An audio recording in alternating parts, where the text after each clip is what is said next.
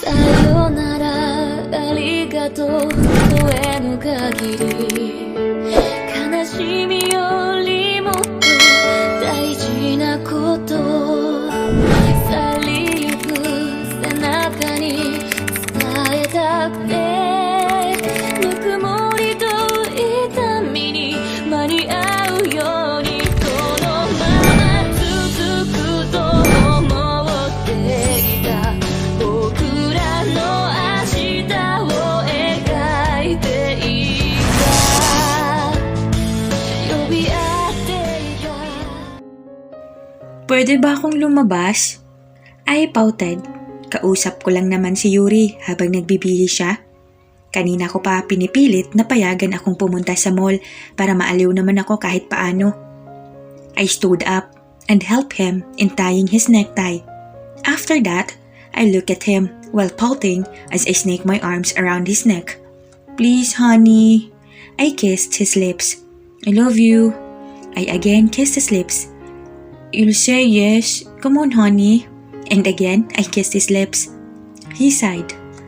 You're using your kisses against me. Payagan mo na kasi ako. And I kissed his lips for more than 5 seconds. He groans. Okay then, honey. Agad akong natuwa at niyakap siya. But, agad rin akong napabitaw ng yakap at tumitig sa kanya. You'll be with Zach, he added. I'll be with Faye, I said while stomping my feet. Then, you'll be with them both. Then, he put his coat. I pouted. Kasi, mag-aaway lang din sila. Mabubwisit lang kami ni baby. He stood right in front of me and cupped my face. I'll make sure they won't, okay, honey? I nodded. Oo na po. He smiled. Good girl. Then, he kissed my forehead. Uuwi ka kaagad pagkatapos ng trabaho. He chuckled. Yes, honey. Be careful, okay? I nodded and smiled at him. Goodbye, honey. He kissed my lips for a while and kneeled down. Goodbye, baby. And he kissed my tummy. I smiled and caressed his back. Goodbye, honey. I love you, I said the moment he stood up. I love you both, honey, he said before leaving. Ihahatid ko pa sana siya pero magbihis na lang daw ako para na rin hindi na ako mapagod. Grabe si Yurhi. Baka mahirapan na akong manganak dahil sa pagtrato niya sa akin.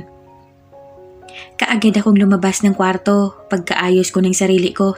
I'm wearing a dark pink dress paired with my doll shoes. Medyo binilasan ko ang lakad dahil naririnig ko na naman ang mga boses nilang nagsisigawan. Hay, ano ba naman? Mukhang pagkalabas ng anak ko, bingi na dahil sa dalawa. Huwag naman po sana, Diyos ko. Ano ba? Layuan mo nga ako! Sigaw yon ng napakahinhin kong best friend. Stop acting like you don't want me. Saad naman ni Zach. Nasa hagdan pa lang ako. Kita ko na kung paano itulak ni Faye si Zach palayo sa kanya sa sofa at ang loko naman ay lapit ng lapit. Ano nga kayang nangyari sa dalawang to? Parang may something eh. Ang kapal ng mukha mo. Siguro noon pwede pa. Lumayo ka. Nabubwisit ako. Naiirit ang sabi naman ni Faye. I sighed. Ang ingay nyo? Pati si baby naiimberna sa inyo. Agad namang tumayo si Zach. Fuck, lagot ako kay Yurhi. Sorry na, hindi na ako manunutil. Then, he walked out. Bakit naman yun mananagot kay Yurhi? Tanong ko kay Faye. Ni-rape ka ba? Ay Brie, grabe ka. Hindi no? Mabilis na sagot nito. Narinig ko kasing kausap niya kanina si Yurhi at yung impaktong si Zach daw ang mananagot kapag sumama ang loob mo. I nodded. Kaya pala. I grabbed her hand to stand her up. Tara na. Oo na, buntis. Excited? Oo, namiss ko kayang gumala. Samantala, pagdating nila sa mall, Hoy buntis, kailan ba malalaman ang gender ni baby? Tanong ni Faye habang tinitignan ang mga damit pang baby sa isang stall dito sa mall. I shrug. Ewan ko, next week pa ang check-up ko eh. Itatanong ko pa sa doktor. She nodded. Okay, sana girl, para aayusan ko palagi. Then she giggled. Lalaki dapat, para maisaba kami ni Yurhi sa suntukan. Sabat naman ni Zach. At dahil sa dahilan niyang iyon, binatukan ko siya. He reacted but I didn't care. Demonyong to. Hindi pa lumalabas anak ko, ganun na plano niya. Eh kung ikaw kaya ipasunto ko kay Yurhi, I threatened. I was joking, Brie. He reasoned out. I just shook my head. Buti nga hindi si Faye ang sumumbat kay Zach. Magkakagulo na naman sana. Ang gaganda ng mga damit pang babae. Sana nga babae si baby.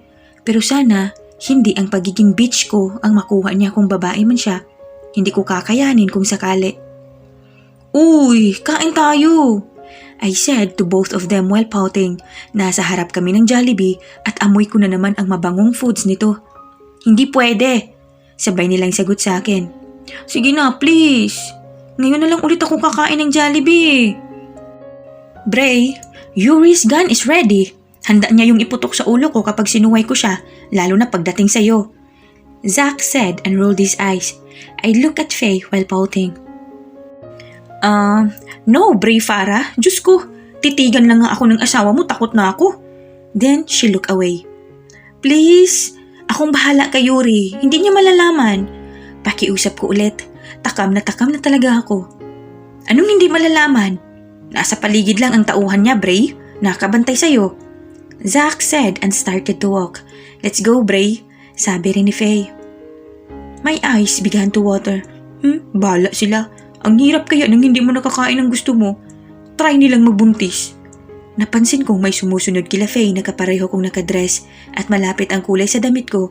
Medyo nakalayo na sila pero hindi pa rin ako gumagalaw. Napansin ko ring hindi nila napapansin na wala ako sa likod nila kaya masaya akong pumasok sa Jollibee. Mabuti at konti ang tao. Kaagad akong makakabili ng order ko. Welcome to Jollibee. What is your order, ma'am? Nakangiting sabi ng babae sa counter. I giggled. I want 2 large fries, 2 yum burgers, 2 peach mango pies, 1 palabok, and a pineapple juice. Halatang gulat ang babae pero tumango pa rin siya at ngumiti. Okay ma'am, just wait on your table, she said. I just get a signage and started walking to find a table. I put the number on top of the vacant table and sat down. Saglit lang siguro yun. Wala namang gaanong tao. Hey miss. Parang kilala ko yung boses na yun. I turned and saw the gorilla. Oh, buhay pa pala siya. Wait, may kasama siyang babae? Can you share your table with us? Tres asked. I nodded. Total, kasama naman niya, girlfriend niya, okay lang. They both sat down in front of me. I looked at the girl. Maganda siya, walang duda. She has his white skin and curly black hair. Kamukha niya ng kaunti si Tres. Kaso si Tres parang unggoy na Korean eh. Long time no see, Brie. Tres smirked. I just nodded. By the way, this is my sister. He put his arm around the woman's shoulder. Brenda. He added that made me face them both. So, kapatid niya pala. Akala ko girlfriend. Brenda? That name. How can I forget that name?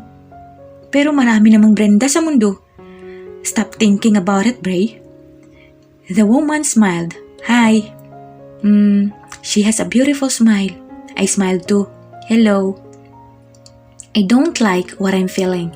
It's like I can feel insecurity. Parang iba ang kutob ko sa babaeng kaharap ko. I don't know. Brie! Ay, lagot! Kita ko kung gaano kainis si Zach at Faye habang papalapit sa table namin. Zach's about to say something but then Brenda did first. Hi, Zach. And she smiled innocently. Zach looked surprised when he saw Brenda. But how come she knows Zach? Isa sa walang bahala ako na sana pero nagsalita ulit siya. And it made my heart pounded fast for an unknown reason. Hindi mo ba kasama si Yurhi? Sa kabilang banda, Yurhi point of view. Boss, I look at Dave who just came in my office. Nahuli na po yung tumangkang pumatay kay Sir Ethan. Nasa mansyon na po sila, boss. I immediately stood up and fixed my shirt. Tell every head departments that a meeting is cancelled, but they still have to prepare their presentations. I commanded as I walked out of my office. Yes, boss. Ethan, it is Zem. He arrived yesterday here in the Philippines to have a meet-up with some important personnel, but then troop of men tried to kill him through gunshots while he's inside the car. Buti na lang kalat din ang tauhan ko noon para bantayan siya. Nasa Cebu na ngayon si Zem, pero marami akong tauhan ang ipinadala kasama niya. Kahit naman kasi madalas buwisit siya sa buhay ko, kambal ko pa rin siya. Papatayin ako ni Tam kapag hindi ko naprotektahan si Zem. I glance at my watch. 5:30 pa lang naman ng hapon. Maaga pa. Brie will understand. Boss. I look at Dave from the back. Why? Si Ma'am Brie po. Kanina pa daw umiiyak but she's safe. What? Bakit daw? Shit! Nawala yung phone ko kanina at hindi ko pa pala siya nakakamusta. Kagagawan ba ni Zach? I again ask. No, boss. Isa po sa mga nakabantay sa bahay niyo ang nagsabi sa akin. Maaga pong inihatid ni Sir Zach, sila Ma'am Brie at Miss Faye. I sighed. Just handle the problem on my mafia. Alam mo ang dapat mong alamin. Alam mo ang dapat mong gawin. Pero boss, may isang minor de edad daw po. I smirked. You pity him? He abruptly shook his head. No, boss. Good. You know me, when it comes to my family, I do consider nothing and no one. Move it, Dave. I firmly said and walked. Damn, anong nangyari kay Brie? Kanina pa ako nag-iisip and I cannot fully concentrate on driving. I pulled the brake at agad akong bumaba na yung sasakyan sa katumakbo papasok. Han? Ouch! Pucha, ano yung tumama sa ulo ko? Tumingin ako sa likod at nakita ko ang sapatos ko. Oo, sapatos ko. Bakit nandito? Paanong lumipad? Lilingon pa lang ako ulit, may tumama na naman sa akin. Anak ng... Gago ka? San ka nang galing? I look upstairs and saw my wife furiously looking at me while she's walking down and crying. At bakit ang dami niyang bitbit na damit ko? Anong nagawa ko? Galit niyang inihagis yun sa sofa. Ang saya lang. Halos lahat ng damit ko nandun na. Galit na galit siyang lumapit sa akin at itinulak ako. Bakit ka pa umuwi? Dapat doon ka na lang sa babae mo. She said while sobbing and huffing. I held her arms even though she keeps on struggling. Honey, what are you saying? Bumalik na si Brenda. Iiwan mo na ba ako? She shouted. My heart melted upon seeing her eyes full of sadness. I hugged her very tight. Honey, no! I won't ever gonna do that. But how come she know about Brenda? She's still crying but she managed to speak. Nakilala ko na siya. Maganda siya. Ang sexy-sexy niya. At ang ganda ng ngiti niya. Hindi siya maldita. Lahat ng ugali ko kabaliktaran ng ugali niya. Iiwan mo na ba ako? I sighed and kissed her forehead. Let's say yes. Brenda captures my heart every time she smiles, but Brie captures my heart in everything she does. Honey, always remember this. I cupped her face and made her look at me. It's only you, honey.